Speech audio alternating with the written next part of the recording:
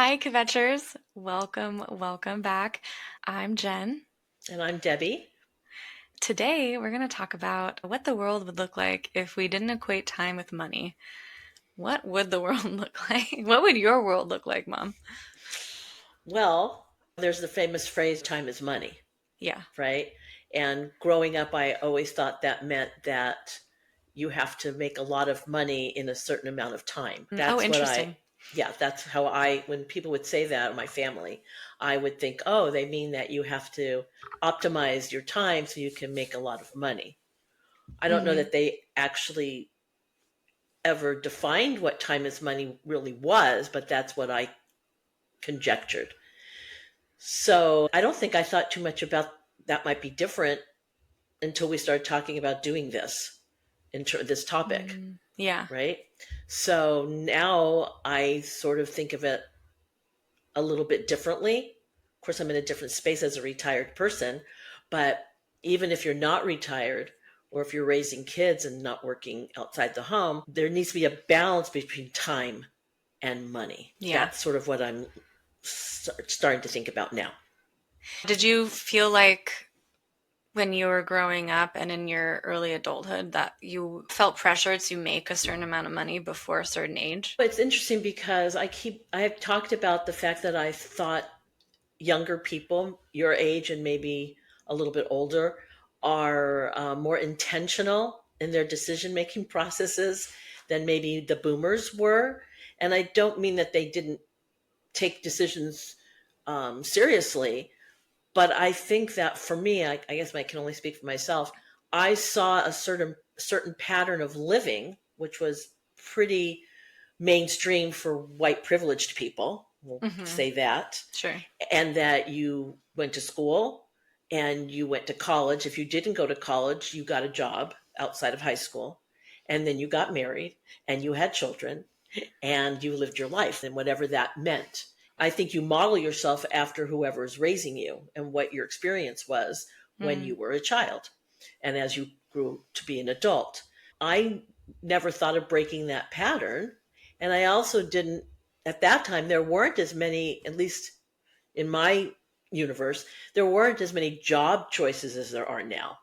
I mean, there's so Yeah. much available if you can get it or create it Hmm. that we didn't have any idea about, right? So if you went to Yeah. college, which was not nearly as expensive as it is today, and you were able to find a job, you were successful, right? Back when you were, well, younger than me, but Right. I mean, a lot of people who didn't go to school or complete college, they were able to work in a restaurant or fast food and be earning minimum wage and be able to buy a house. Oh yeah. And No, I my think in your generation, right? That's unheard of today.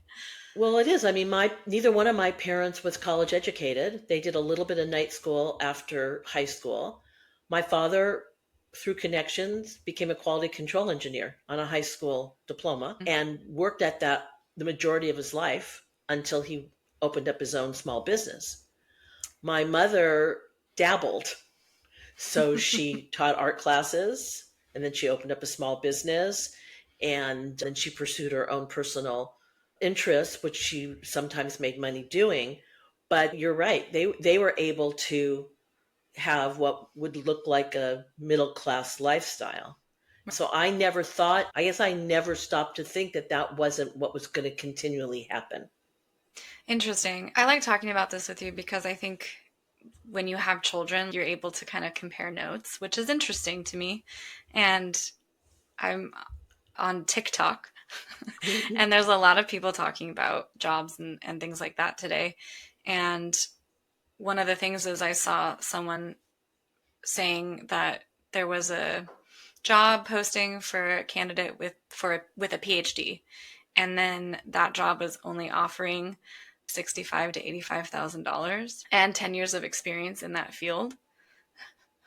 It's so frustrating, I think, to be someone, a young person or middle aged or whatever age you are, to be looking or seeking for that next thing, the next job, the next thing that's going to bring you stability and income, and to only be having to face all of these barriers consistently with how these companies want to, I don't know, place in front of potential employees.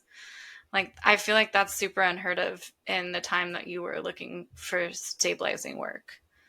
Like that, it was so much. Like the other day, there was someone that was saying, I'm applying for a waitressing job and there's 450 applicants and we're going through interviews.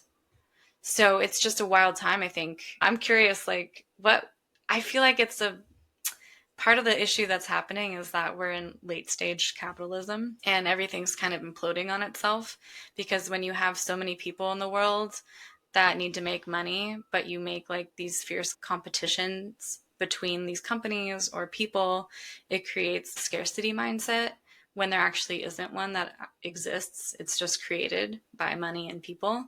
It makes me wonder, like, what is it going to look like in the next couple of years if, like, what's going to happen if everyone needs to work and there are no jobs available? We need to think of something different, not have to work for a living. And so it goes back to like equating time with money. Is there another way to live? I guess I'm kind of hinting that I'm a socialist, but what's going to look like? Because right now in the United States, it's so individualized. You need to pick yourself up and take care of yourself. You need to find the job. You need to go out of debt. Like all of these things that's like so on one person, and it's not a community of people that's like, oh, how can we help our community thrive? How can we give back to our communities and make sure that everyone's collaborating instead of competing against each other? No, I understand what you're saying because the idea of having safety nets is really important. So there are Mm-hmm. obviously countries who understand that people need health care and housing. And when you relieve people from some of those larger expenses, they have a better quality of life. Number one, they can be healthier. Number two, they can have more time to spend outside of work. And there's a more of a balance. It's more humane, honestly. Mm-hmm. But in it with capitalism, especially if you're only targeting certain people, you're right. The jobs at the in the bottom and middle start to dry up, and that's only because money is being made not only for the people who own the businesses, and I'm thinking of larger corporations, it's also Mm-hmm. there to make money for the stockholders. So instead of trying to make money to help employees succeed on the job and be able to line their pockets a little bit more, the focus is away from the person who's helping you to make money and towards the person who's waiting to just get a dividend. And Right. that is the big defining difference. That is why it's important to me, I think, that there was more employee owned businesses because you get Mm-hmm. quality of time on the job and they have investment in the company they're working for. There's a lot of pride and respect in that, and they get an additional bonus for being Mm-hmm. part of the profit sharing of that company. To me, when people get greedy, like the executives at the top of the food chain and stockholders get greedy, it makes it really difficult to satisfy people that are doing the actual work. Not to say that CEOs don't do work, but Do the they? amount of money that they get paid is a little bit obscene compared to the money that those below them are getting paid. And that's not in every industry. I realize I'm generalizing, but there's another facet to the time is money thing. And that is that there's so much to want and so much Well, that we're yeah. talked into that we Well, wind up, yes. some of us wind up being our own worst enemies because Mm-hmm. we wind up buying into all the things that are cool and sexy, and we want to have those even if we Mm-hmm. can't afford to have them. And it's not fair. I mean, I remember being in Target several years ago thinking this is really condescending to have to choose between something that's 24.95 and something that's 19.95 because I'm There's on a just income. budget and income. Yeah. And to me, it Yeah. feels unfair. So that's a lot of people will just unconsciously purchase things to Mm-hmm. make that feel better for them. Oh my gosh, yes, I really experienced this, and I was actually just talking about this with my therapist yesterday. because I was saying, I don't know if infantilizing is the right word, but it feels like being unemployed and not being able to take care of your basic needs, or being only able to take care of your basic needs and not being able to go out to eat as much or at all, or little things like if you want to buy yourself something or go on a little weekend trip, or, little things that help make life feel fulfilling. Mhm. It just feels like, oh gosh, what did I do wrong? Or why do I feel like I'm not an adult because I'm unemployed and I'm not able to pay for the things that I want to or even need to? And you have like a scarcity mindset. That's totally valid because you're making such a limited income, well, unemployment benefits. And it can feel just, yeah. What did you say? You said it felt Condescending. condescending. Yeah, it's just like, oh, like I don't feel like anyone should have to choose between that kind of margin between $25 and $20. And Hmm. that's like, why does that make such a huge difference in our lives? But it really does. And on the other side of that, not on the other side, also, I think capitalism and in our current society, it's all about consumption and consuming. That's how capitalism thrives. I mean, we buy things and then we want the next better version of the thing we just bought. There's nothing necessarily wrong with feeling that way. It's more just about the planet has so much of everything we already need, and yet capitalism makes it always seem like it's out of reach. That's what I struggle with. Right. I mean, you want to be able to. I think the thing that's difficult is that as independent thinking people, we want to be able to make choices. And you can't, Yes. it's difficult to make choices when you feel a limitation there. And let's say we all have Mm-hmm. limitations. Not everybody's going to be a one percenter, but it would be nice if we lifted everybody up so that everybody had a living wage and somewhere to live, because we can't control everybody's behavior. And not only that, individuals can't always control their own behavior, but Mm-hmm. we need to start out with the idea that every human is worthy of being taken care of. I remember being somewhere a long time ago, and we were talking about. I can't even remember the whole situation, but I remember the person saying to me, "You're not your brother's keeper," and I said, "Oh yes, I am." Because in my viewpoint of the world, we're all connected, and because we're all connected, we all need to take care of each other. And if we really felt that it was humane to take care of each other, we would fight harder for more equity. But we don't Mm-hmm. often do that because capitalism pits people against each other. And that's Yeah. unfortunate. I know there's places of collaboration. Look, I was a teacher, we collaborated all the time. But push came to shove, teachers didn't really want other teachers in their classrooms. Let's be real. And they didn't often want to share what they were doing because they thought it was so fantastic. They didn't want to have anybody else get Oh, to be fantastic as well. gatekeeping. So you Right. worked with a lot of gatekeepers. Right. Yeah. So, and I'm not saying that's not true for every teacher, obviously, but it does Right. happen.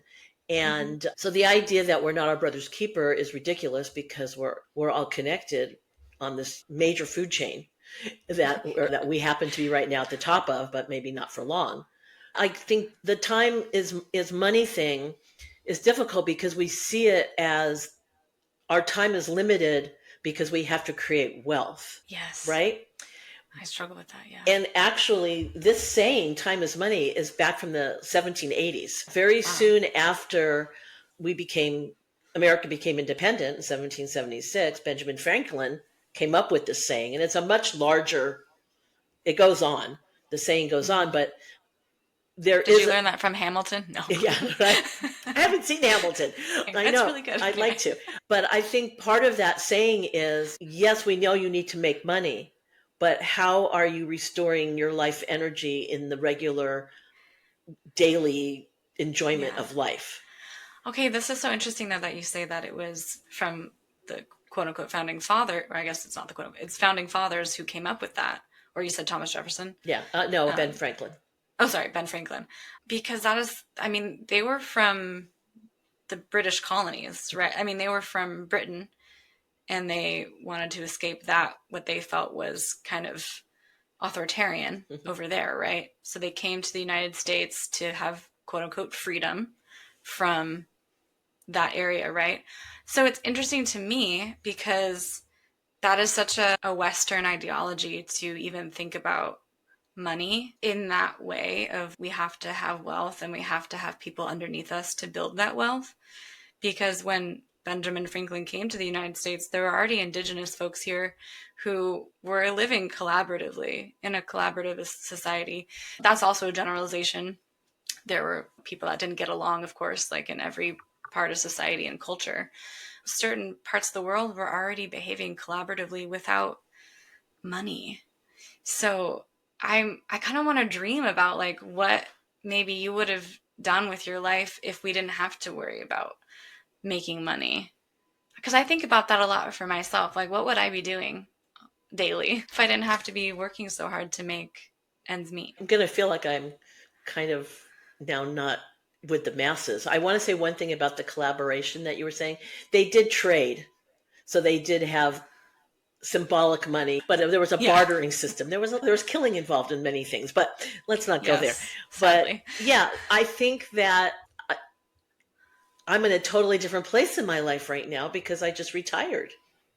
Yeah. And when I was considering retiring, it was more of a psychological, emotional retirement than it was maybe a fiscally responsible retirement. Because I have lots of friends who have thought long and hard about how they're getting to the age of retirement. For some people, that's in their 50s, and for some people, it's in their 60s, and it goes on. And if you really enjoy what you're doing, you don't even think of retiring.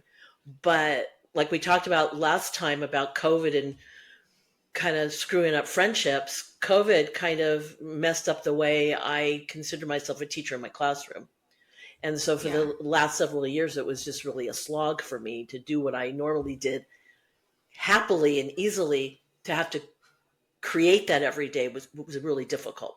So that was Yeah. more my reason for going, but I was super concerned about money, and I'm still Mm-hmm. concerned about money. But, and not to make it sound all high and mighty, but this is the first time in my life that I've actually not had to think about getting up and going to the work since I was like, well, 15 and a half with a job and 12 when I started babysitting, where I had to be somewhere Mm, and stay there and take care of things and leave when they took me home, right? So right. for Yeah. as long as I've remembered, I've done some kind of responsible work for money, Yeah. right? That's a long It's time. a long time. And so, and now I'm thinking, God, maybe I should have done this sooner, but I didn't. But anyway, so now the idea of just doing normal everyday things without having to worry about time has become the priority over money, because the money I Mm-hmm. can't do anything about right now unless I choose to go back to work or sub or do something completely different. But I made it a point to say, nope, I'm not going to do that for a whole year. I'm going to be retired for a year and then figure things out. So Sure. I still have time. That's a But good. time has become now another thing, because if you're not worried about money, you're worried about not wasting time. Oh. Oh no. Right? So now how do I Yeah. make the most of the time I have left? Right? So it's Right. really hard to be Mm-hmm. human, because when we are driven towards a goal of, let's say, making money, we don't have time to think about the fact that we necessarily are wasting our time, because we have this Oh goal yeah. to, whether we're raising children or just want to have a nice lifestyle or whatever it is that is motivating us, and also because we have to pay for regular everyday things, we have to go to work. But Mm-hmm. when we finally get to a weekend, it's like, oh, now I have time to think about this rat race that I'm on, kind of, if you're not already Mm-hmm. sort of thinking about it during the work week. Whereas when you're retired, at least for myself, I'm like, oh, I have now this whole day in front of me. What the heck am I going to do with it? It's Yes. kind of, so there's another sense of responsibility that's not Yeah. necessarily tied to creating money. It's now tied to creating experiences that are not wasteful of time. Or that are fulfilling for you and Right, your time. right, right. And so Mm-hmm. there are days where I say, I'm not going to do anything, and that's cool. And there's days Mm-hmm. that I say, oh my God, I have to do all these other things to keep a household running even without money, right? Like Yeah. dust and all that yucky stuff that I don't like to do. But Chores. chores, but I do them anyway. So the Yeah. the complaint is so pervasive, because We can complain about the fact that we don't have enough money, or we have money, but it takes a lot of our time, or we don't have enough Mm-hmm. money and it's still taking a lot of our time. Right. Or once we have time, what do we do with that time? Right. Because then, and this is something I deal with now because I'm unemployed, but I'm building a business. It's like, well, all my friends are working during the day. It's like you're still limited on who and when you can see people because of their schedules, which would probably be true maybe without having to work full time. But I feel like if we had just built in more free time, like a 4-day work week or having universal basic income, that would alleviate a lot of burden for a lot of people. And then we could spend time with our loved ones or traveling or taking a workshop, having that kind of spiritual fulfillment and personal fulfillment that I think a lot of people crave but can't have access to. I totally agree with that.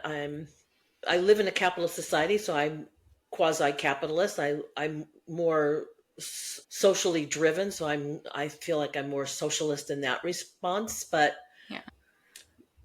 there are communities that have tried to be communal, and it's difficult without Mm-hmm. buying into the stuff around them. But when we have what we call progress, and people need to be connected with cell phones, and you need to have those services, it's super hard not to be part of that wheel of capitalism. Would you really call yourself a capitalist just because you live under capitalism? Oh, not necessarily, but I do get to have the fruits of capitalism at times, like almost At daily. times, but yeah. Really, when you think of But it. you had to work like your whole life to get that. Yes. Yes. And That's a sacrifice. it is, but if you're doing, I think there's the other part of that is if you're doing something you really enjoy, then it's not as big a sacrifice, right? Yeah, but But after a I don't while, know. I know there's not, look, if I could have taught like between 10 and 1 every day, that would have been like bonus for me. For sure. If, Oh yeah, I could do probably any job for 3 hours. right. And I think that what people who own business don't like hearing is 4-day weeks work. We don't Mm-hmm. need to have office space. We can trust people to do their jobs without having to look at them while they're doing them, because people can BS everything. So it really Mm-hmm. doesn't matter. And the lack of trust, the lack of responsibility we allow people to have really causes a problem, I feel. And I know Mm-hmm. there are service industries. Hey, I worked retail for many years and I owned a restaurant for almost 20 years. That's a different kind of job, and you have to be Mm-hmm. there and, boots on the ground. But Yeah. we have to have a society that embraces change and moves towards positive change rather Mm-hmm. than sticks their feet in and wants to have things the way it used to be, because it's not ever going to be the way it used to be. Yeah. So the whole thing of acceptance is very problematic for many Yeah. people. Yeah. Yeah, but part of that is just your biology. You're either born with a more rigid brain or you're born with a more flexible brain. But every Mm. brain can become flexible if not worked at it, right? Well, if you expand your community to listen to differing viewpoints, then yes. But if you only stay in the community that's, mirroring back to you what you already believe in, it's harder to have a malleable brain, right? It is. And people make choices. A lot of people don't want to leave where they come from. Oh, it's so hard and it's expensive, Right, and you don't want to leave your family and right, friends and community. I mean, right. there's so much. It's uproot. I mean, yeah, because I'm always thinking like, oh gosh, should I move? Will it be easier if I move somewhere that's cheaper or this or that? It's like, well, it's a lot to uproot your life. It takes a lot of energy. It's expensive, and people don't have the means, Right. and or they don't want to, and they shouldn't have to because it's an expensive area to live in. I totally get that. But I guess what I'm thinking is, in this global society that we live in, and the fact that people do have cell phones, the majority of people do have Mm-hmm. cell phones, and what's on TV is, not as limiting. And that's a problem as well, but that's a whole other subject. People should be trying to learn Yeah. and not get stuck in a very closed off, dark vice of not wanting to understand other people and what the opportunities are, even if you don't want to take them, you should be able to accept opportunities that other people are interested in, as long as they're law abiding and they don't harm anybody, right? Yeah. So, Well, depending on the law, but yeah. right, depending upon the law, of course. Different conversation too. It's a real predicament because it took me, like, I think I retired and then I was grouchy for probably a month because I was like, oh, I'm not going to see my colleagues and I'm not going to have this Mhm. big paycheck. And without the big paycheck, have I lost power in my relationship? And Mm. yeah, it's a whole thing. And Oh, what does wow. that mean for me as an individual? And then a month later, it was like, oh, I don't have to get up at 6 o'clock in the morning. I can stay in bed if I want to. I can read things and do things at my own pace. And if I choose to get involved in things, then I'm on a schedule, which is super important to be on a schedule for me. Hmm. But I'm one of the lucky ones in that I didn't optimize my pension because I could have taught a little bit longer to do that. But I, like you were saying, some kind of starting point of a humane wage is a pension, but you have to work a long time for that. But at least when Yeah. you retire, that is there for you, unlike perhaps 401ks, or Yeah. unlike the fact that a certain segment of our political system wants to privatize things. And that Right. would be horrible because I don't know about you, but I'm not an investment expert. So I might Right. do something horrible and lose all the money that I contributed to my 401k over the time that I was working if I didn't know what I was doing. Hmm. And the time versus money thing is how much you cannot be so many different people in one person. So I can't be Right. expected to be a worker and then also be an investor at the same Yeah. time that I'm trying to raise a family or participate in relationships. And there's so many other things that we could bring up, right? Yes. Being a Yes. person who cooks at home and cleans up. There's just so many tentacles that you can Yeah. possibly own as a human, which Hmm. disrupts our time. Yeah. But only because we have to do 40 hours a week or more of working. If it was down to 20, 25, I think more people would have the ability to do all the things you said. Oh, certainly. Or if we, that's saying that our income didn't change based on the hours worked less. But if the hours did change and it's less money, then of course you'd have to pick up more jobs, which I think is that's not the point of what that ask is, right? Or that demand is coming from the global community. There's so much that I think would need to shift so that we can be our full, well-rounded selves. I just think of all the things that happen, necessitate like change because of the time that's forced upon us to work.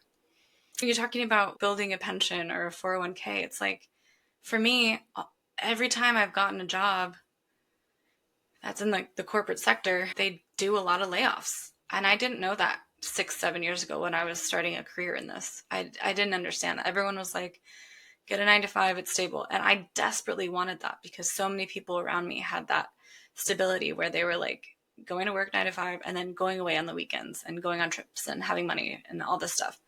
And then, not to say they weren't struggling, but for me, I was a barista. I was getting by. It was fine.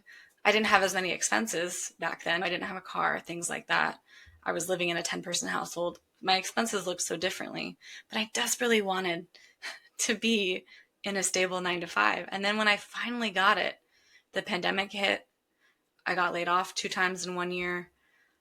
I was like, oh, what does it actually look like for people like me who tried for so long to get somewhere, and then it's like Sisyphus.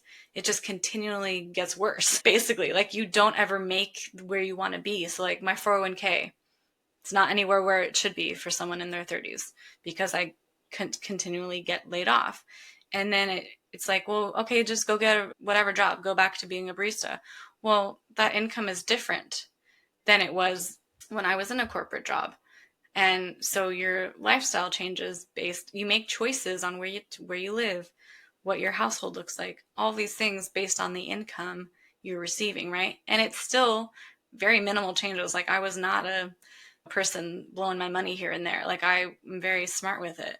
And it still is so defeating to have to make major life changes and the stress of that when you continually get laid off and you can't access that building of wealth that someone in a job has access to that has been there for 30 something years, or in a different industry that doesn't deal with layoffs or whatever it is. It's interesting to talk about like time and money, because for me, my dream is to like go sit by a river and eat grapes and like hang out with my friends and go on a plane and travel to see family and spend time with them and go travel the world. That's what I would be doing if I didn't have to struggle so much to just make my rent every month. Maybe in another lifetime, that's going to be someone's reality. Well, it can be your reality as well, because I think that part of the time versus money and being in a capitalist society is that we also have this thing that is sort of ingrained in us, in this Puritan work ethic, Yeah, that if you're like, a really great person if you work yourself to the bone. right. Or like Right. you feel guilty if you're not being productive. That's something that is prevailing my generation right now. Right. Or that there's a timeline that you have to reach. And I think that, well, it was your brother who said to me a while back, there are all kinds of tracks in life. This particular Mm-hmm. track that we were talking about a friend of mine whose daughter bought a house at the age of 27.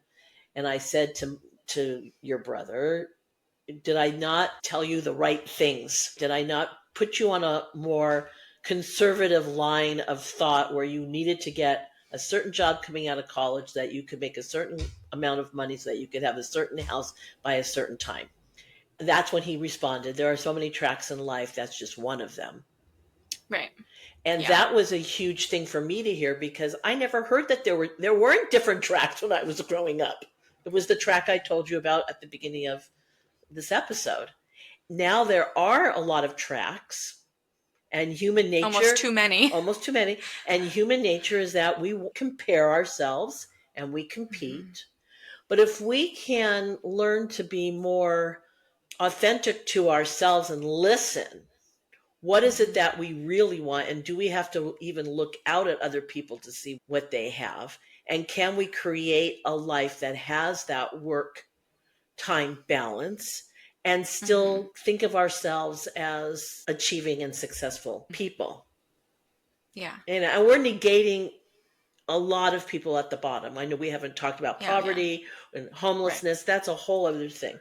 But we're talking about people who are able bodied in whatever capacity that is for them, and are able to try to seek employment and want to be part of the daily turning of the wheel, so to speak, Yeah. right? Yeah. And something that's Or like, satisfying. yeah, I feel like there are so many jobs that are community oriented and socially oriented. Like your career, it's amazing. Yeah, healthcare, that's another one. But I feel like healthcare burns people out. Teaching burns people out because there isn't the support that's needed for those jobs. And we say you have to work 12-hour days. And it's not too far off from the film industry either, where like 12-hour days are the norm. And it's like, who agreed to that? Why was that ever a thing? I mean, so many people worked to, well, women predominantly worked to change the 8-hour workday to what it is today. And now I think we're at a moment in time where it's like, and now we're asking for 6. We're asking for less time because our world is advancing technologically in a way that's could be really beneficial for humankind, but it's not if the humans still have to continue to work in a way that's just so exploitative. Mhm. If we're making the technology, then we should have people work less, not more, because of it. It's a big topic. It's a big, yeah, there's so many little factors. Right. And And one thing I will say, and as we end, is that the idea that who signed up for this, I don't think any of us signed up for it. At first it was just survival, people on farms before we were industrial. They did what they did with the yeah. sun coming up and the sun going down, and it was a semi-communal way of working, and families worked the farms. Then we became industrialized and things majorly changed. And then you had the fear of not being employed and not making money. And that's why I think people accept work arrangements that are not really conducive to good mental health and Mm-hmm. quality of life, because they're afraid not to have the job or not to say Yeah. yes to something. Oh my gosh. Yeah. So, And when you have to have money to survive, you have to kind of say yes sometimes. And a lot of those things happen in isolated situations where no one else is a witness. So it's really hard to feel like you can speak up if you feel like you're being abused in a system that is inherently abusive. Anyway, God, it's so messed up.